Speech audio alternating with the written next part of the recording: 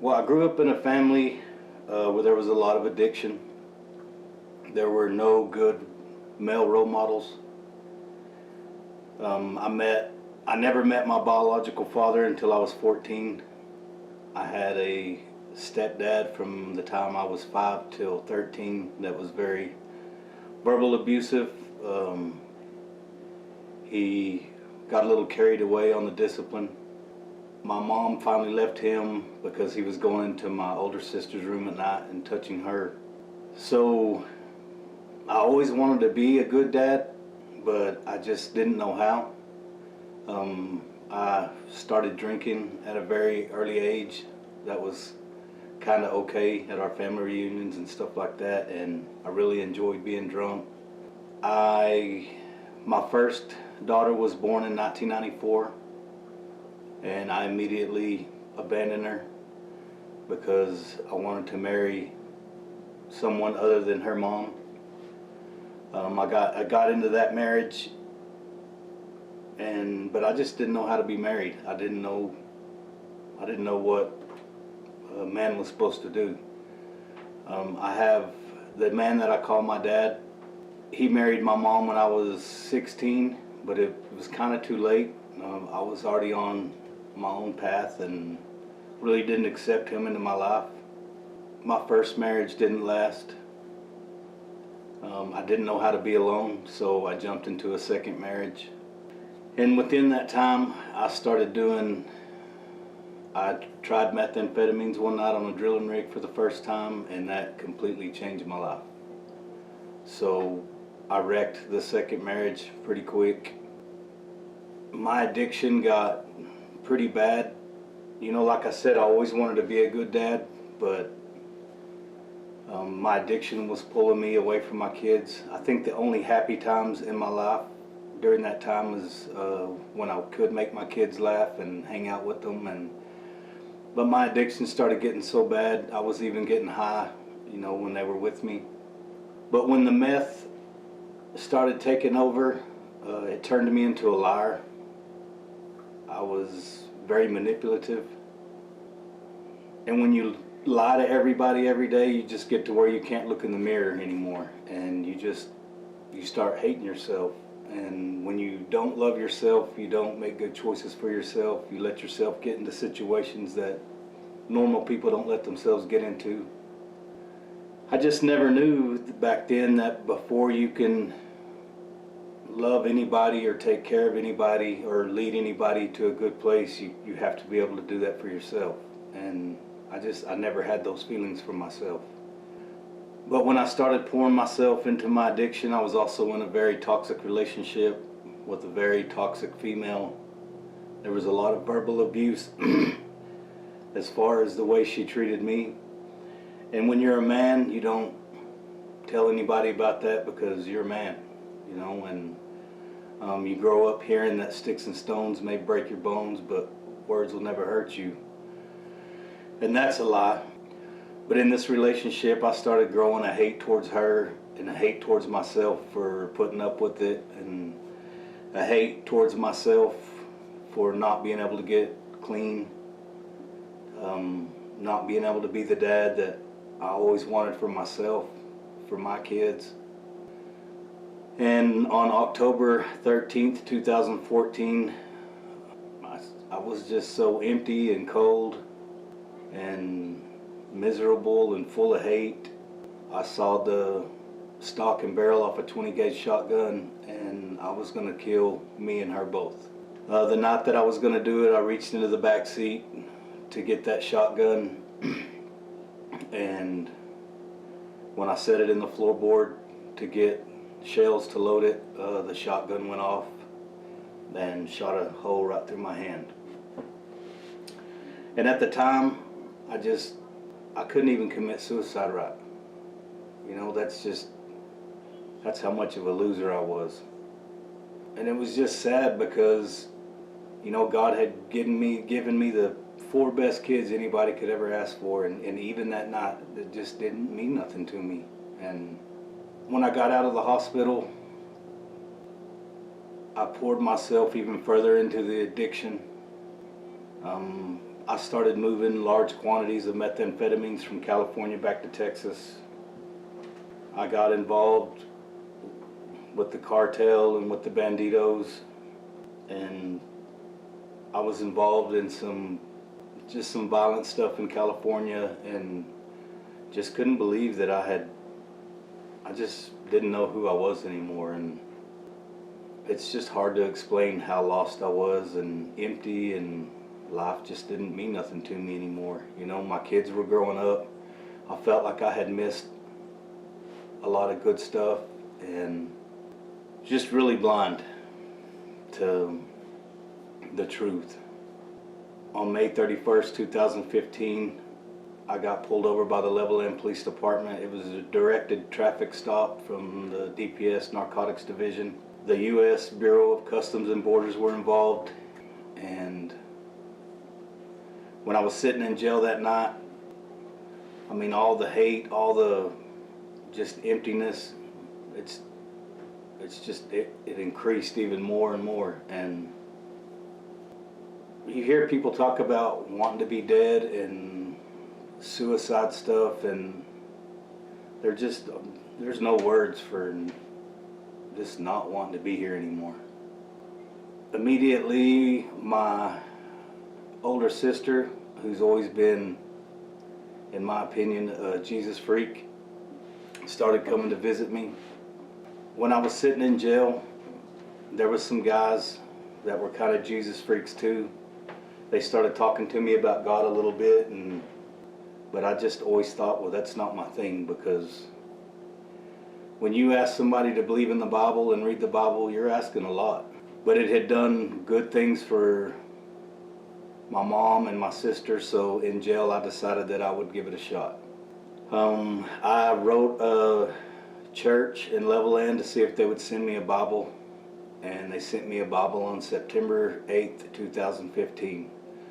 And I got on my knees in my cell and held that Bible to my chest and asked Jesus to change me. Felt like nothing happened. I mean, nothing changed. I was still in jail. I still felt the way that I had always felt, and thought, well, maybe this isn't for me. I started spending even more time in my cell talking to God about the things that I didn't believe in the Bible. But every day I was determined to keep reading and to keep praying. I kept asking God to please help me believe every word of His word like my mom and my sister does. And it wasn't an audible voice, but God did start talking to me just deep down where it counts. And when I first got put in jail, there was a guy in the cell next to me. He was coming down off of heroin the night of September 25th, 2015. He didn't say nothing to nobody about committing suicide or anything like that, but when they rolled the doors closed and racked us up, he tied a sheet around the handle on his bunk and hung himself.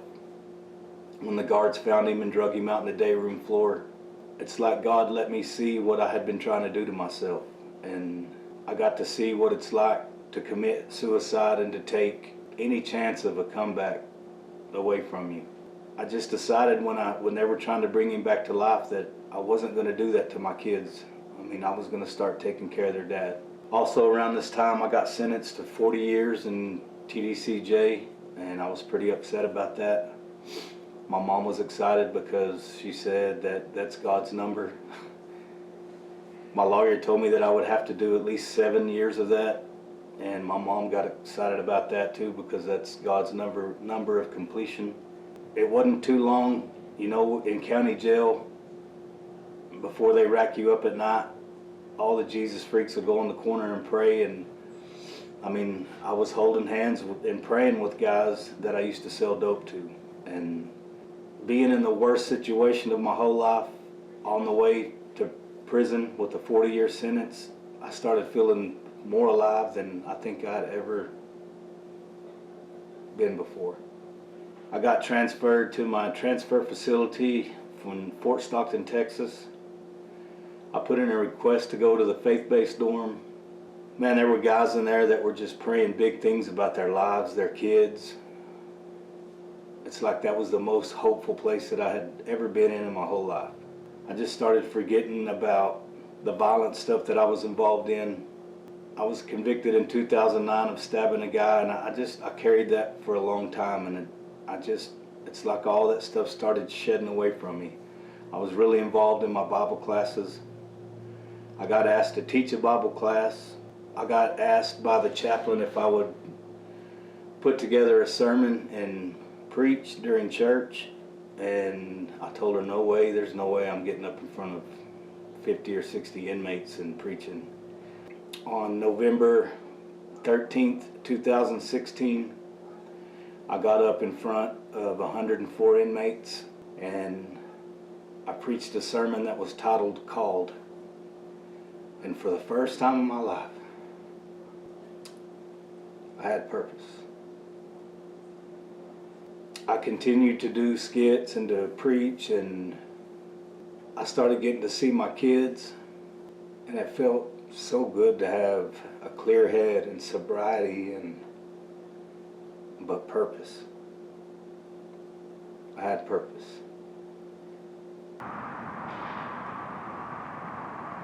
Well, what started my journey to getting to this place was not a good start.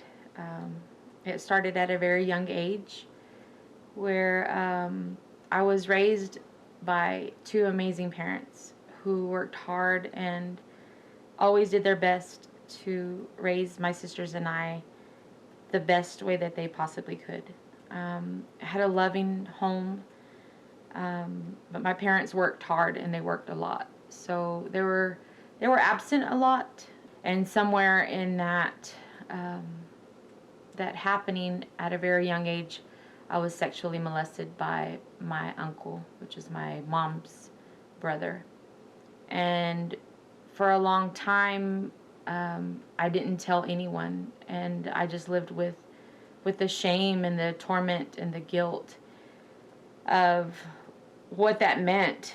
I didn't understand what that was. It was something that I carried with me as a very young person and didn't know how to deal with that mentally, physically, emotionally.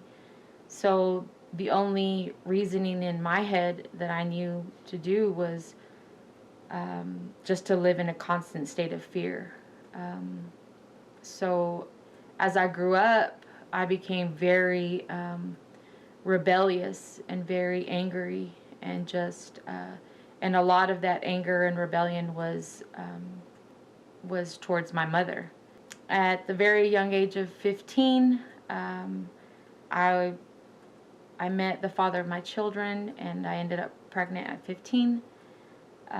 Told my parents. I was already like 7 months pregnant, I think, by the time I told them. And it was the very first time that I ever saw my dad cry. And my mom was just infuriated. She called me every name in the book and told me to get out of her house. And I never looked back.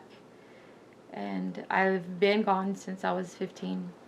I started using drugs, started drinking heavily, had no clue what I was doing, and at the same time still trying to go to school. I ended up graduating high school still. When I graduated and I walked the stage, my son was 2 years old. Obviously, my addiction and my decisions at that time led to a lifestyle of just criminal behavior, stealing, selling. So the very first felonies that I picked up were for forgery. I was stealing money from my grandmother's bank account, and did that for a very long time without anyone ever even noticing. But they put me on probation. They gave me a chance to pay it back. Felt awful about that. I was so far into my addiction, I didn't know. Like, the addiction gets very expensive, and you don't care about yourself, and you obviously don't care about anyone else when you're in your addiction. So I didn't comply with probation. I was giving dirty UAs. So they ended up sending me off to the very first time that I went to prison.